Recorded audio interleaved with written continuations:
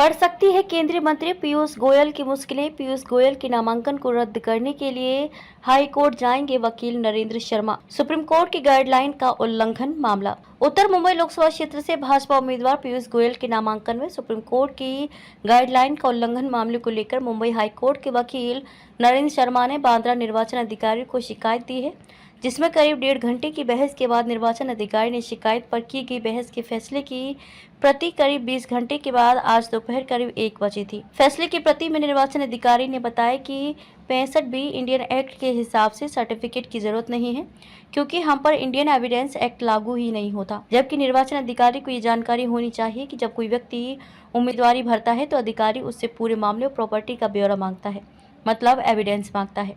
अब शिकायत को लेकर शिकायतकर्ता मनोज निवाड़े के वकील नरेंद्र शर्मा सोमवार को हाईकोर्ट में चैलेंज करेंगे। नरेंद्र शर्मा को पूरा भरोसा है कि पीयूष गोयल के नामांकन में सुप्रीम कोर्ट की गाइडलाइन का उल्लंघन हुआ है और सुप्रीम कोर्ट किसी जजमेंट को आधार बनाकर उम्मीदवारी रद्द की गई। इसी को लेकर वकील नरेंद्र शर्मा को भी न्याय मिलेगा। देखिए सर, हमने 26 मुंबई उत्तर इलेक्शन संघ रिटर्निंग ऑफिसर बांद्रा ईस्ट में बैठते हैं, उनके यहाँ एक एप्लीकेशन किया था। हमारे एक क्लाइंट हैं कंटेस्टेंट मनोज फूलचंद नेवाड़े, वो उसी कॉन्स्टिट्यूएंसी पार्लियामेंट्री कॉन्स्टिट्यूएंसी उन्होंने फॉर्म भरा था और उन्होंने ऑब्जेक्शन लेने के लिए गया। उसके आधार पे हमने उनके यहाँ ऑब्जेक्शन लेने के लिए गए। तो पहली बात तो हम 3 मई को गए, जब भी हमने फॉर्म भरा तो हमने पीयूष गोयल का नॉमिनेशन फॉर्म की सर्टिफाइड कॉपी रिटर्निंग ऑफिसर से मांगी। उन्होंने हमको कॉपी बोला कि आप वेबसाइट पे चले जाइए, कॉपी ऑलरेडी अपलोडेड है। जब हम आकर के अपने कंप्यूटर में खोले तो हमने देखा कि 32 कंटेस्टेंट दिखा रहे हैं, लेकिन आउट ऑफ 32 केवल 20 लोगों का ही फॉर्म जो है अपलोड है और 12 लोगों के फॉर्म अपलोड नहीं है, जिसमें श्री पीयूष गोयल साहब का भी फॉर्म इन्होंने अपलोड नहीं किया था। तो हमको थोड़ा सा अंदर से डर हुआ कि आखिर में क्या ऐसी बात है, क्या छुपाना चाह रहे हैं जो इन्होंने उनके फॉर्म को वो अपलोड नहीं किया है।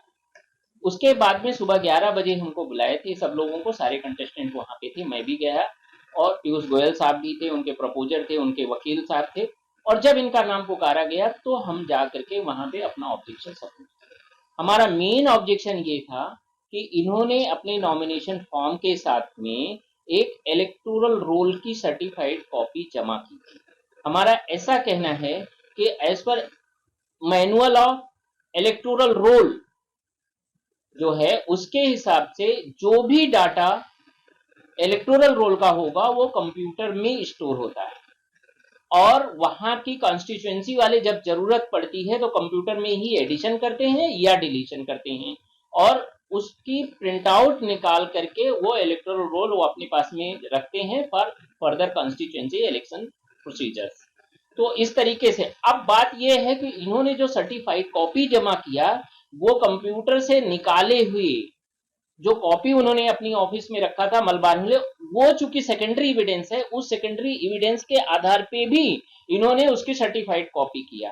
तो जो ऑफिसर सर्टिफाइड कॉपी करके दिया वो उसको एक 65B एविडेंस एक्ट में जो मैंडेटरी प्रोविजन है एक सर्टिफिकेट इशू करना चाहिए कि हाँ हमने ओरिजिनल से वेरीफाई किया और हम ही हैं जो ओरिजिनल से वेरीफाई करने के बाद में सर्टिफिकेट इशू करते हैं, तभी जा करके वो जो इन्होंने अपना इलेक्टोरल रोल दिया था नॉमिनेशन फॉर्म के साथ में तभी वो वैलिड है, अदरवाइज ये वैलिड नहीं है। और अगर वैलिड नहीं है तो section 33 of representation of people's act clause 5 ये क्लियरली कहता है कि इनका मैंडेट जो है अगर वो एज पर 33 क्लास 5 नहीं है तो सेक्शन 36 क्लास 2B में उनका नॉमिनेशन कैंसिल होना ही चाहिए।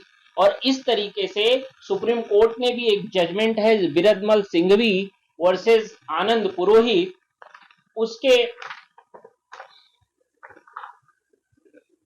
पैरा 11 में उन्होंने ये चीज कही हुई है, section 33 clause 5 required candidate to supply prescribed copy, section 36 to be provide that on his failure to comply with the said requirement his nomination paper is liable to be rejected.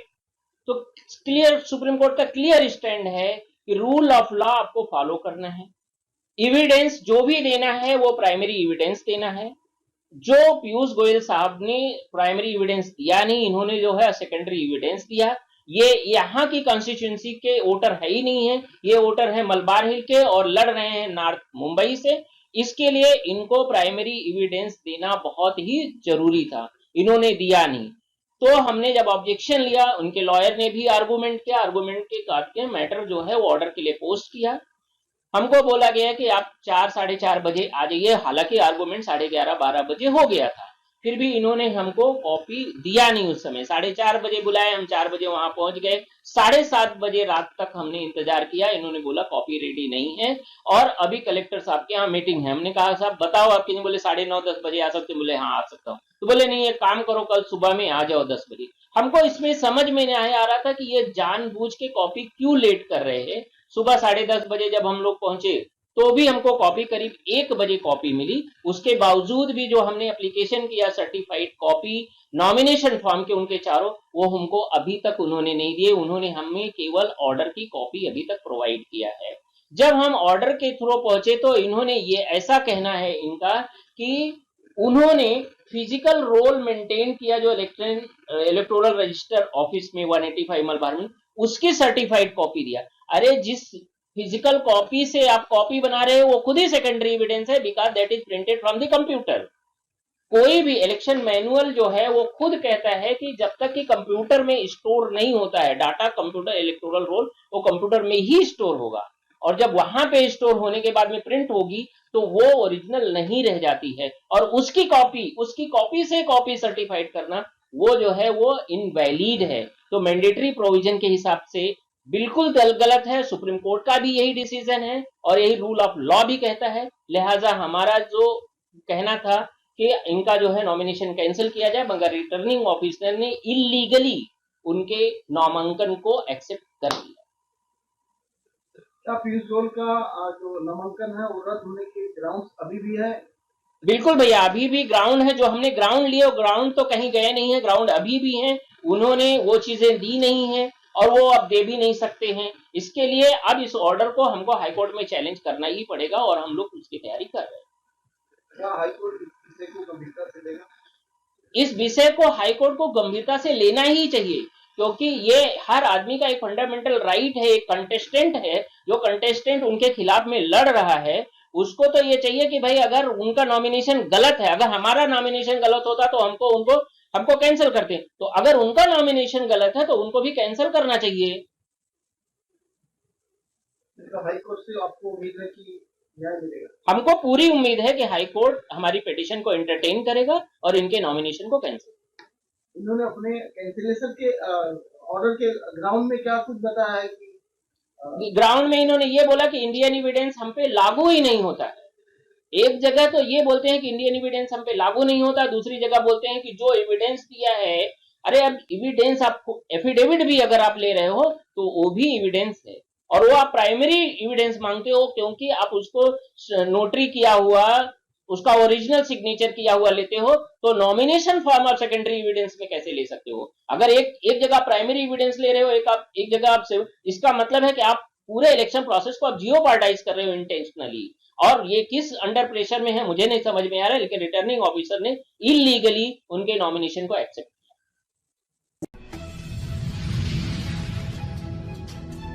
Society के fire का tender न देने पर fire अधिकारी ने पीटा खजिनदार को।